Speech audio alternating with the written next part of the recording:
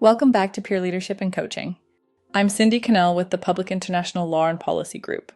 As a peer coach, you're not here to perfect someone else's work.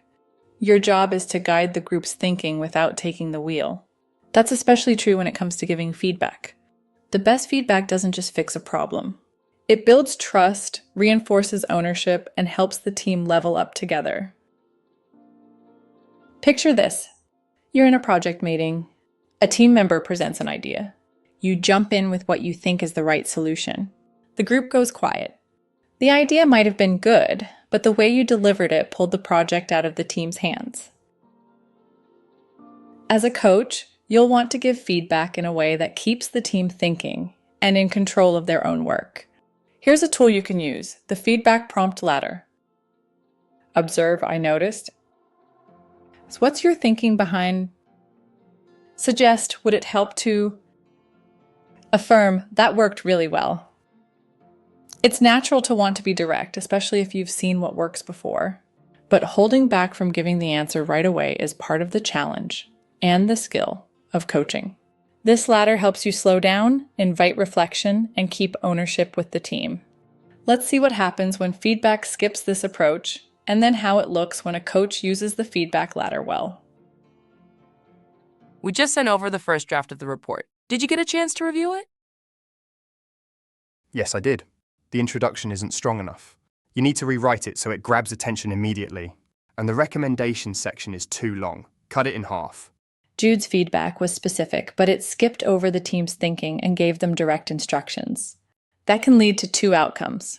The team feels criticized and shuts down, or they start depending on the coach to fix the work.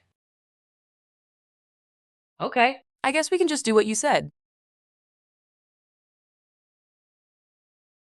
I'll send you some suggested language for the intro so you can just drop it in. And there it is. The team is no longer owning the solution. They're waiting for Jude to hand it to them. Let's see him try taking a step back and see what happens. We just sent over the first draft of the report. Did you get a chance to review it? I did. The intro caught my attention, but I'm curious. What was your goal in opening it the way you did? We wanted to start with a quick overview so readers wouldn't get lost. That makes sense. In similar reports I've seen, starting with a short story or case example can draw people in. How could you adapt what you have to create that kind of hook? We could move the example from page 3 to the start and cut some of the background to make room. That sounds like a strong change. What about the recommendations section? How do you feel it's landing?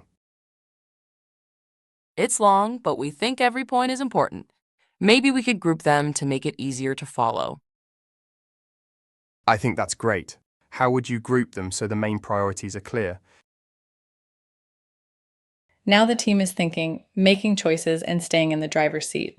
Jude is offering perspective and options, but the team is owning the solutions.